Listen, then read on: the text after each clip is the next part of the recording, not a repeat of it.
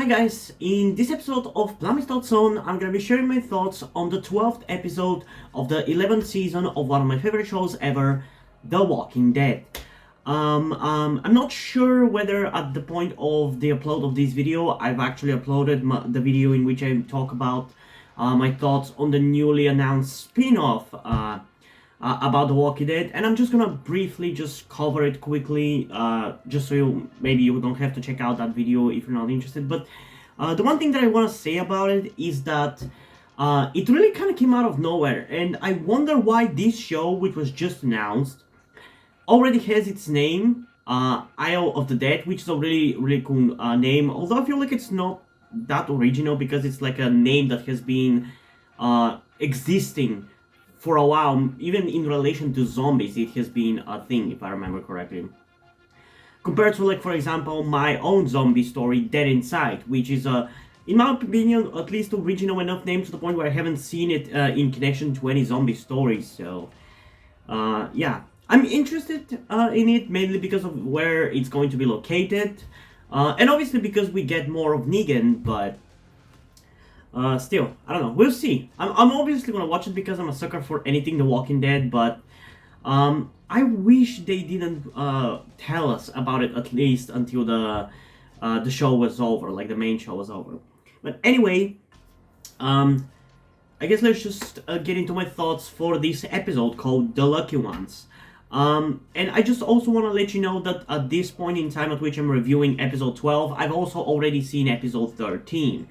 And I'm telling you that because I want to tell you about the fact that a distinct pattern seems to have been created for the second third of the final season of The Walking Dead.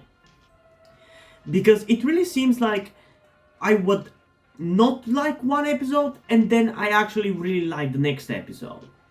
Because, like, episode 9, it was enjoyable, don't get me wrong, but I enjoyed it less than the average viewer seems to have enjoyed it. Like, everybody was, like, going crazy about it, and I was like, yeah, it's cool, but it feels like it's,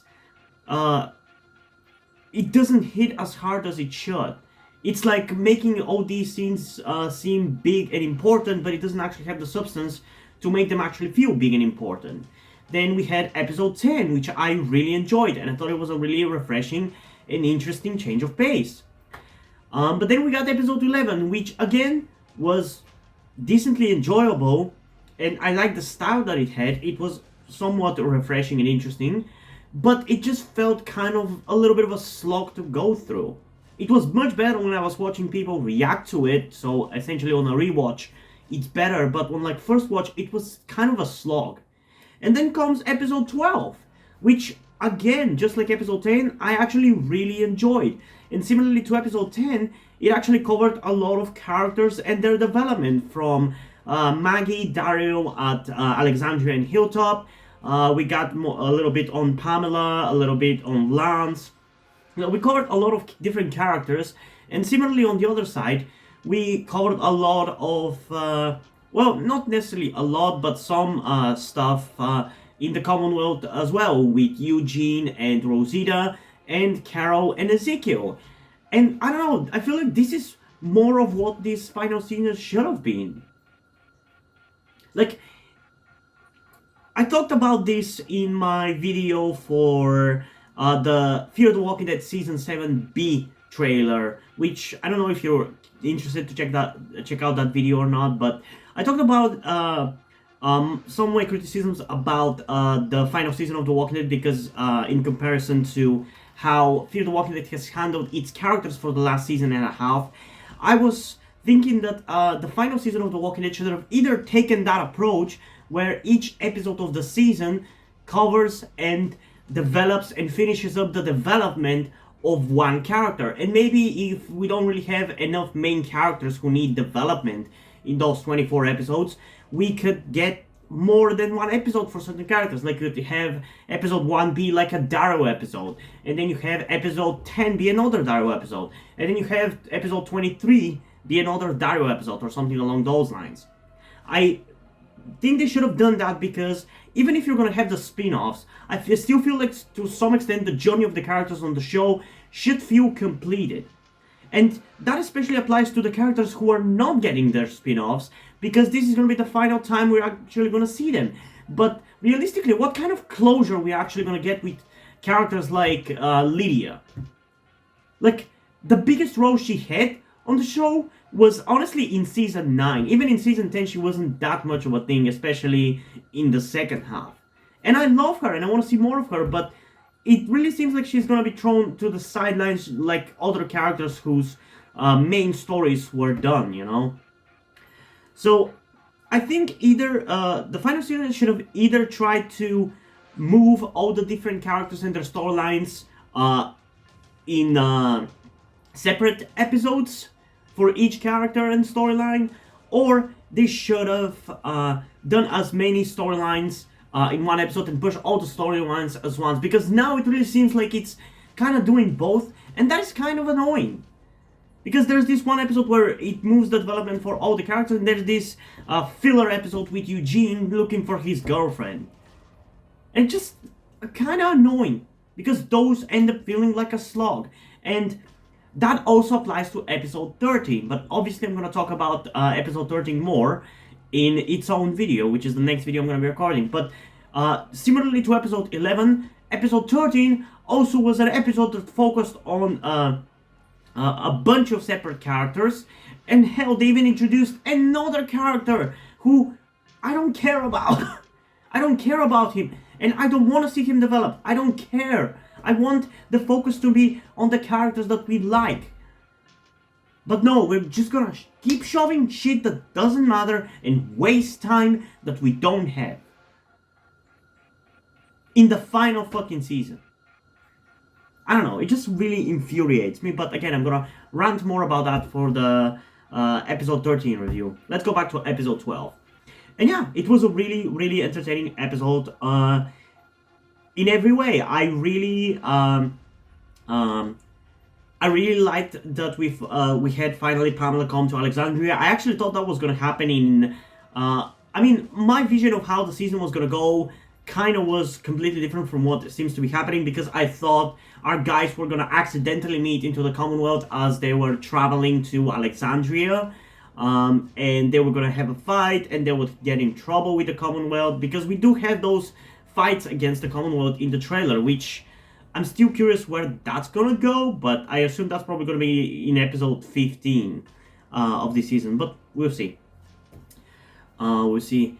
And I thought that that's where it was going to go, and I assumed that probably around episode 10 or 11 was actually when we're gonna get Pamela arrive to Alexandria, and then learn about the fights that our group has had with the Commonwealth soldiers. But no, in this episode she arrives here because Lance is planning to kind of take over the communities, I guess, and kind of have that be his own thing, because he's already helping Alexandria and he's trying to talk Hilltop and Oceanside into it. And yeah, I really like seeing the references and kind of, I mean, it wasn't really flashbacks, but it was a lot of references and a lot of vibes from season 5. Like, it reminded me a lot of season 5, this episode, and I liked that we got a reference to Diana and that Pamela actually knew her. Like, it was really, really cool. I really liked that. I was wondering whether they were gonna actually mention her at first when Pamela asked about who built this place, and in that moment Aaron said that they got the plans from Maggie, and I was like, no, this community, Alexandria, was a thing that was pre-planned before even the zombie apocalypse, and Diana and Reg, her husband, are the ones who built it up and protected it. But then they mentioned her later on, and I like that. I like that they actually mentioned her. It's cool when we actually acknowledge that certain characters have existed, because it actually makes the story feel like it's connected, like there's continuity. Because in The Walking Dead, due to the nature of the experiences the characters go through, which is like a painful experiences, losing your friends or family, of course they probably won't want to mention them or talk about them much. But it's still cool because it's kind of like a fan servicey kind of thing. Like how in season 7 it was cool when Rick mentioned Shane to Michonne when he was talking about the fact that Judith is not his kid biologically. It's just cool to have things like that. I like how in this episode we got more of a budding friendship between Mercer and Daryl. I would say it's a little bit quickish, but I guess he wasn't like necessarily antagonistic to Daryl back in episode, was it 10? Necessarily because he's an asshole, but because he has to be like a stern person in front of these new recruits. So now that Daryl is one of the soldiers, he's much more relaxed and allowed to be much more friendly to him.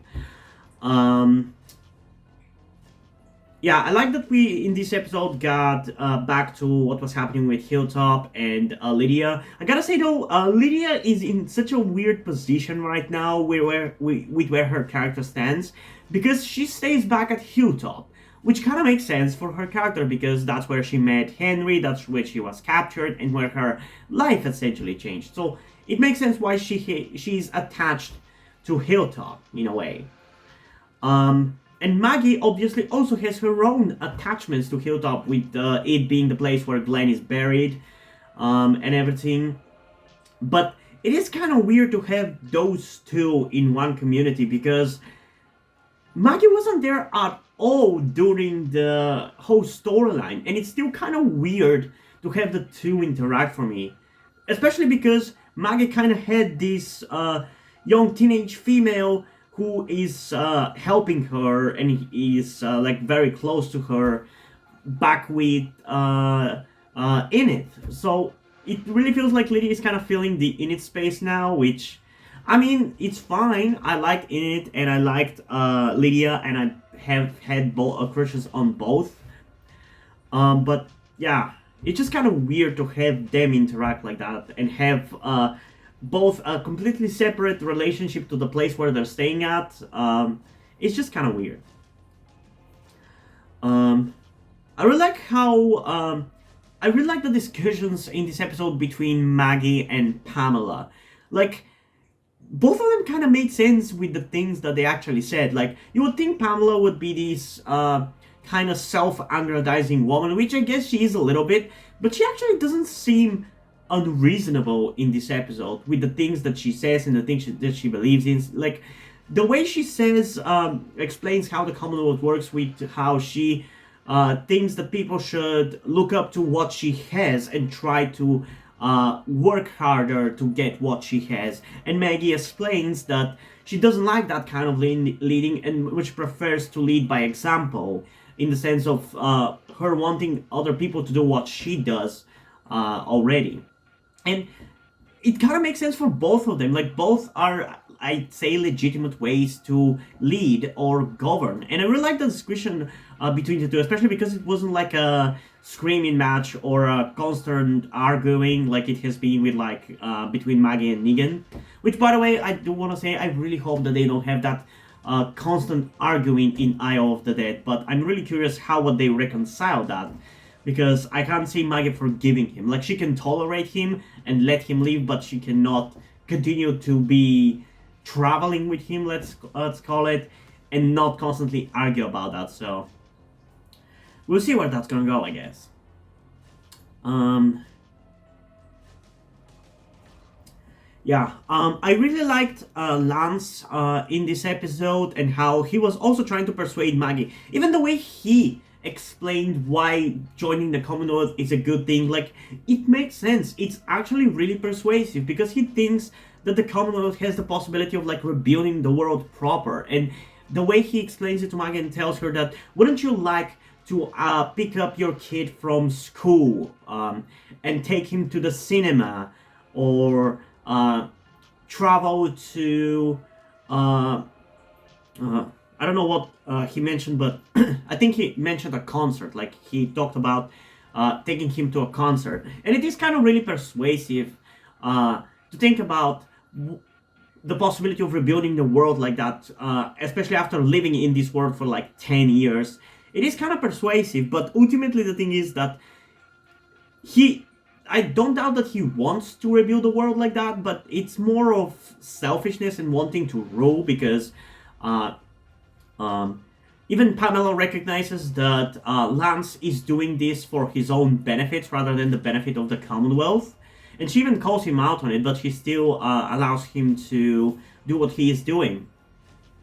And with a little bit of a detail from the next episode, which is not really that big of a thing, so I feel fine mentioning it here. It seems that Lance is doing something in the state of Virginia. Like, he's either building like a rival thing to the Commonwealth or something along those lines, because now, why would he otherwise want Alexandria and Hilltop as well as Oceanside? And he still is keeping Alexandria, so there's that. But it seems like he's actually building something in Virginia, but I wonder what. I also do kind of like the reason why Maggie refuses to join the Commonwealth. Again, it very much makes sense, and it's really interesting how it's because of what I think it was Pamela who said it, but it might have been Lance. But both of them, either of them said that in this world everything costs something. And surrounding that scene where she mentions that, there's a shot of Dario being asked to walk with the soldiers, essentially showing that if you join the Commonwealth, you will have to surrender some level of your freedom. Whether that is worth it to you or not, I think that's a choice that everybody should be able to make from themselves, and not force everybody to go with the Commonwealth or not. But I understand Maggie. I understand why she has chosen that. I also really like a small little scene early on in the episode when they're traveling to Hilltop and they meet Maggie on the road, who is struggling and is surrounded by walkers. And after she cleans herself up, I really, really love the shot where we have Aaron and Dario on each side of her. It's like, I don't know, that's such a cool kind of a, I don't know what to call it, but it's just like a cool scene with having two of her closest friends around her, and both telling her that they don't trust the Commonwealth, but they have helped them, you know? I don't know, I just really like that Aaron has become like one of the OG group, essentially, like one of the main group at this point. Because when you think back to, especially even what he looked like he's become like a big part of the group. Like, he's become a real integral part of the group, and I really, really like that that scene there, especially with Maggie asking Dario why does he trust these people, and he says, "Who says we do? When do I ever?" It's like a little bit of self-awareness about Dario's character and how he's always distrusting of pretty much everybody. To be honest, like, I really like that. I really did. I also really like the scene at the end of the episode with Diane deciding to leave Maggie. Not because she hates her or anything. Like, she even says that she respects Maggie, but that she should know when to ask for help. And I understand it. It is a tough choice for Maggie to make. It is tough right now. They're struggling a lot, and they could definitely benefit getting some help from the Commonwealth. But at the same time, that time is gonna eventually pass. The hardship. So, is it worth it to go through this bad time right now and be indebted for life? And it's also really kind of interesting how different this storyline that they're doing with Maggie in the show is so different from what it is in the comic book. And I've mentioned before, I haven't read the comic books. I've only skimmed through the Wikia pages, and it's been a while since I did that. So I don't really remember the details, but I'm pretty sure she never had really much of an issue with the Commonwealth per se. Like, she even ends up being a lawyer. So essentially, Yumiko has taken her storyline, more or less, from the comic book. But yeah. I was almost forgetting, like, I was thinking about what else can I talk about in regards to this episode. And I was forgetting about the scenes at the Commonwealth with Eugene talking to Rosita and explaining to her everything with... well, he didn't explain to her, but he just told Rosita that Stephanie broke up with him, even though that's not true.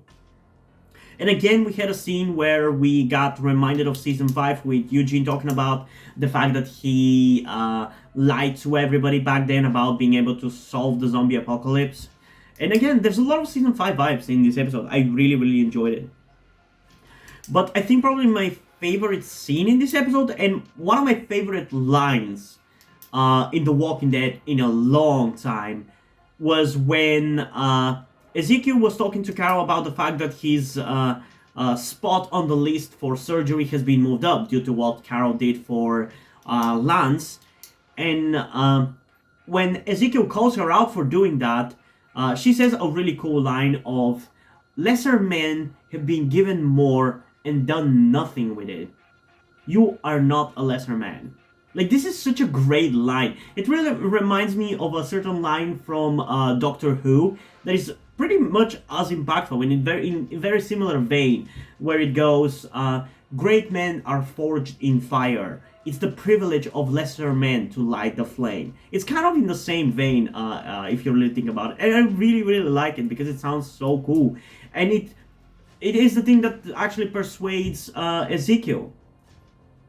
Because, yeah, it's technically not necessarily right to jump above everybody just to get in line and get fixed, but it's not like the system is fair anyway, because Pamela Milton would do anything to save her shitty son anyway, so the line is not fair, so might as well at least give the people who might benefit from it the most the first place, you know?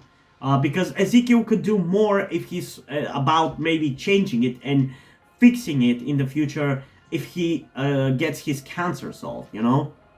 It is a really great line, and I love that we actually have like a positive storyline now with Carol. I've never understood why people complain when Carol has like a more of a negative storyline where she's either feeling kind of stressed about the fact that she has killed so many people, or she's mad because her kid got killed.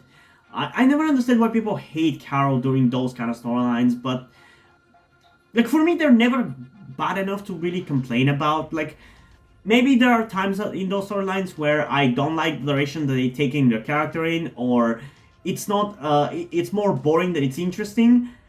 But I can definitely see, I like I said, I never thought that they ever get that bad or anything. But there is definitely, it is a little bit more entertaining to have her on a positive storyline. And yeah, I think that's pretty much covers everything that I have to say about this episode. So right now, let's just go through my notes. Which, by the way, I've really started enjoying writing down notes as I'm watching episodes, movies. It's so fun. Like, it is genuinely so satisfying to see on paper, like, the amount of things that you've watched through and have to say about the things that you've watched. Like, this is how much I've actually written down already. Like, it is kind of cool. And thanks to Blind Wave for introducing me into this concept of writing down your thoughts as you're watching a movie or a TV show.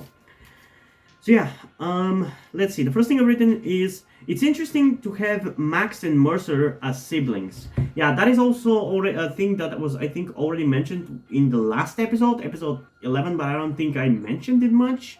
I don't know, it's been like a week and a half since I reviewed that episode, so I don't remember. But it is a cool idea, and it's definitely different from the comics, and I feel like it adds more to both characters, because the little information that I know from the comics, Mercer is obviously interesting because he is a badass soldier, and Max, who in the comic book is Stephanie, is Eugene's girlfriend.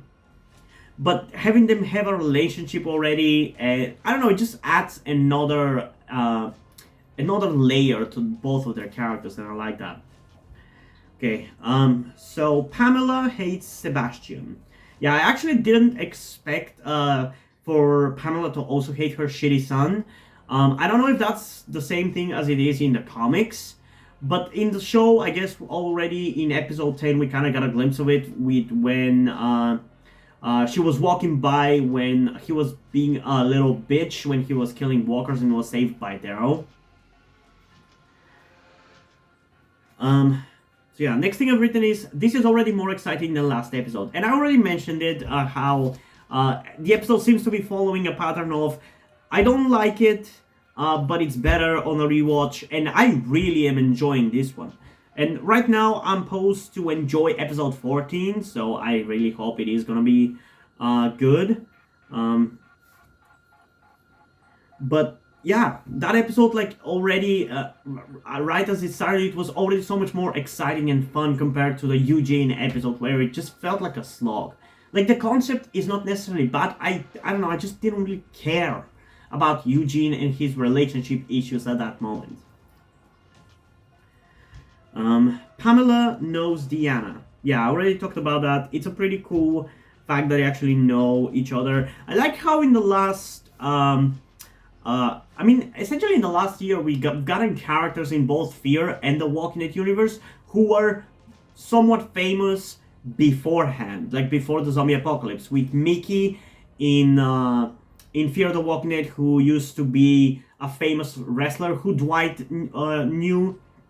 I mean, I guess we also got Beta in the main show because he was like a country singer, but now we have two characters who are still alive in both shows who were famous, with the other one being Pamela.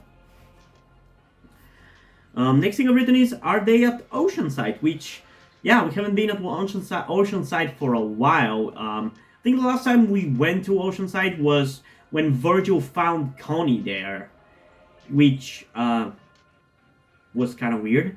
But I really wonder, why the hell are they not showing Luke? Like, we haven't seen Luke since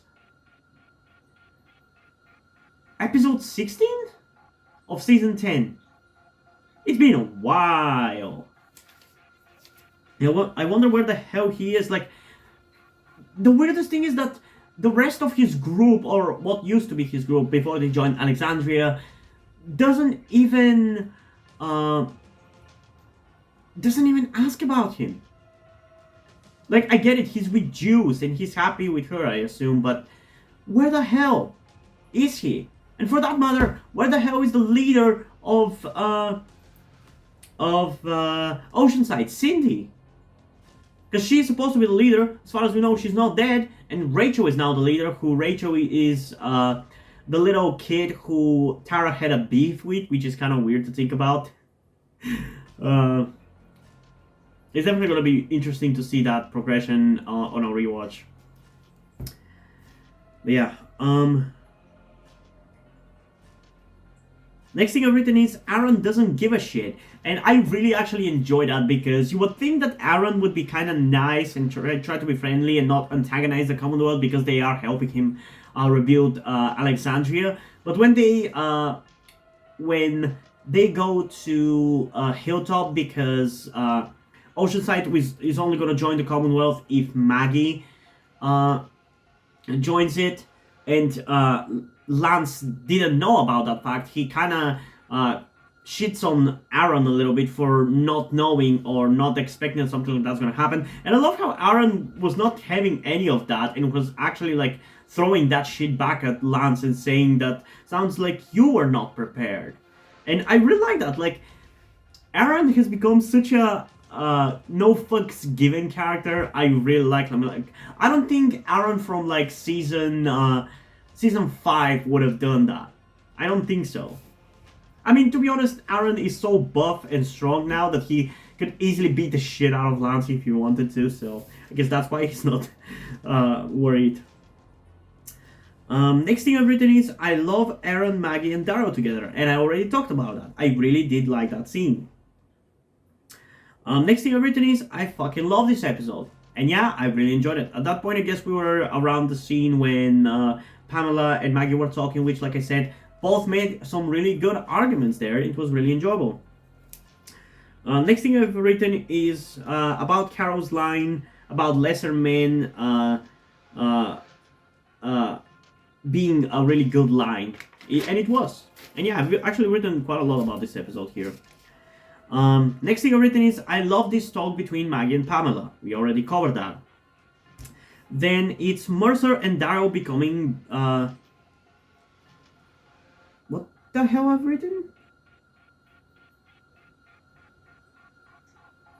I genuinely have no idea what I've written. I've written Brodies. I mean, I guess they've become bros. I guess that's what I'm trying to write down, but why the fuck have I written it like that? I have no idea. Next thing I've written is, I don't like Darrow being controlled, and I definitely do not.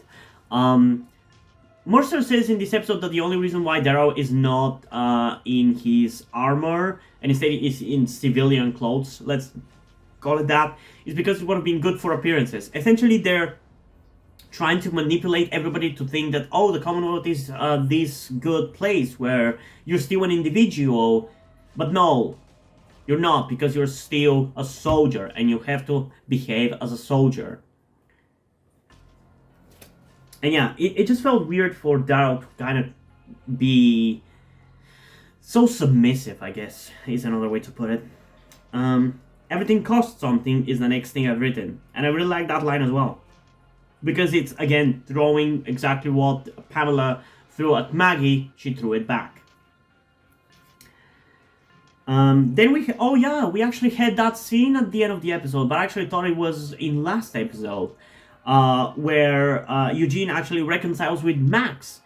What I've written is, I relate to Eugene's relationship struggles. And this is going to be a little bit personal, but what I mean by that is, in the episode, Eugene explains that the reason why he didn't realize that fake Stephanie, aka Shira, was Max, is because in his life he's never really gotten much attention or love from any girl. So the first time a girl jumped, showed any interest in him, he completely dived into it. And I kind of relate to that because I myself haven't really ever gotten any attention from a girl, at least not like anything serious. I remember there was once in, 7th grade, there was this one girl who came to my desk and asked me to become her boyfriend. And I feel like at this point I probably dreamt that because it feels so weird, and I still can't believe that she did that. And I was kind of dismissive and focused on playing on my phone because I was still like a kid back then. Like, my brain hasn't started to go crazy about those stuff, so I kind of dismissed her. But I feel like she was serious about it back then, because she even came with all her female friends and everything. They were watching from the back, and I really hate myself for not agreeing to her request back then, because it's the only time a girl has asked me something like that. Otherwise, I've never had a girl be interested in me. At least not more than a friend, but yeah, so I feel like once, or if I ever get a girlfriend, I'll probably be very clingy because of that. Because it's not something that I have experienced much, so once I get it, I wouldn't want to lose it, is what I'm trying to say. And I really relate to Eugene because of that.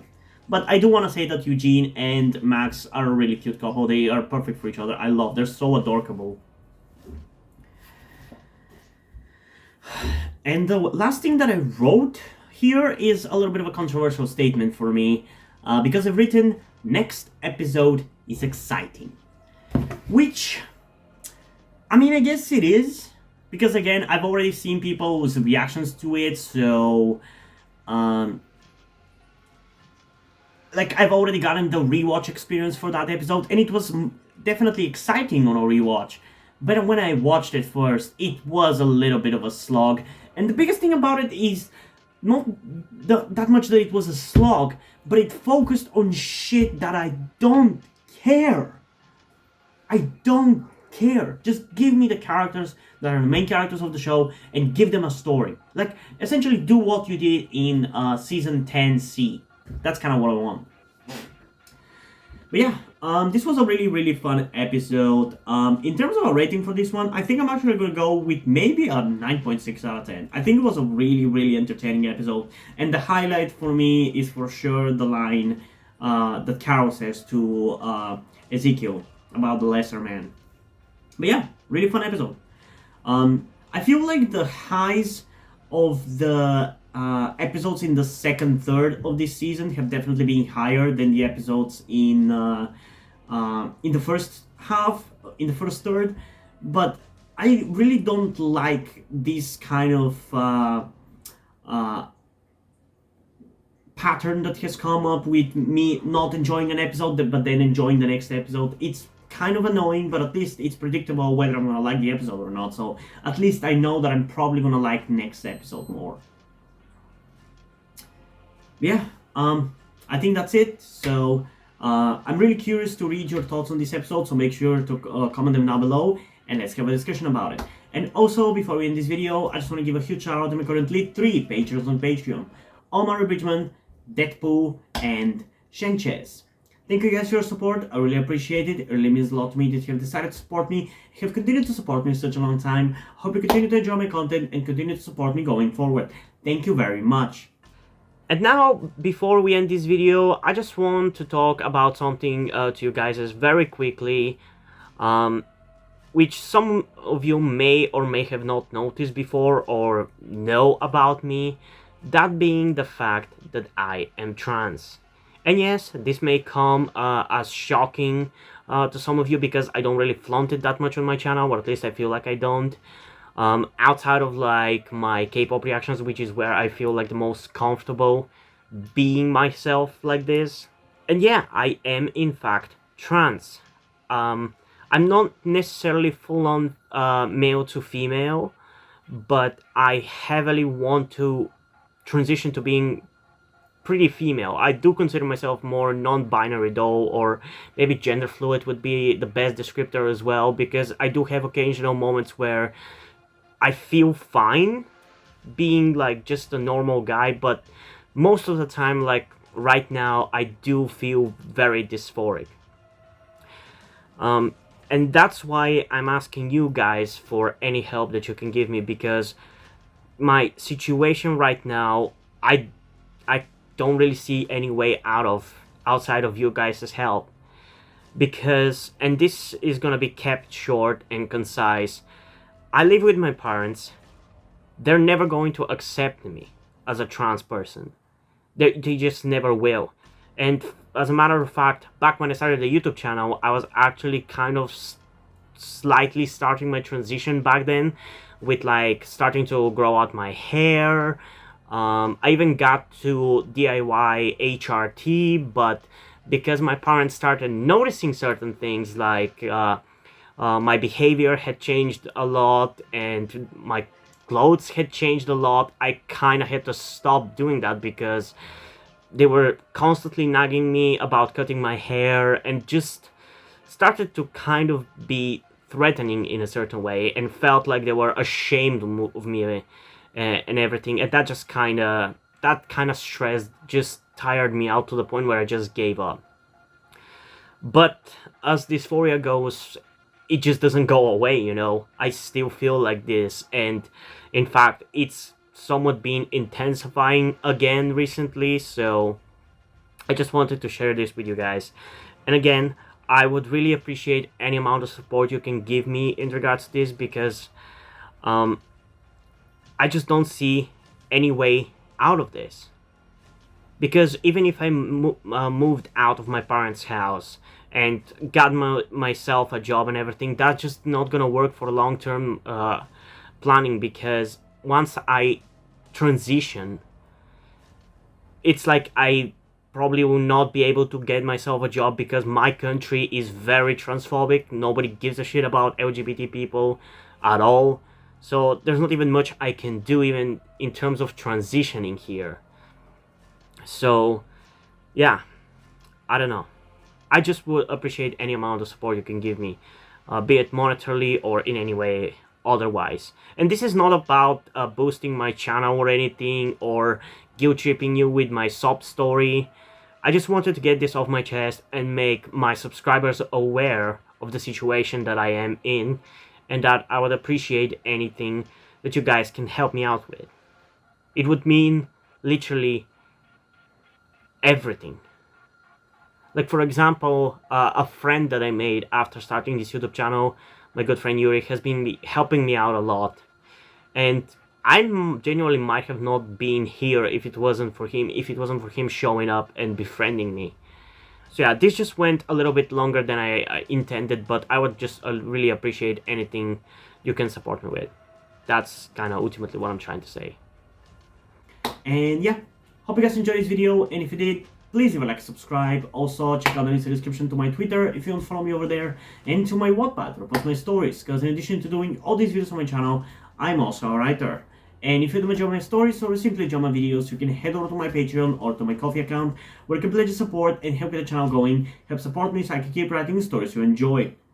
But if you don't want to do it, that's completely fine. You can still help me out in other ways, like liking this video, subscribing to the channel, and especially sharing this video with somebody who you think might enjoy it. And I think this is pretty much it for this video, so hopefully I'm gonna see you in the next one. Bye!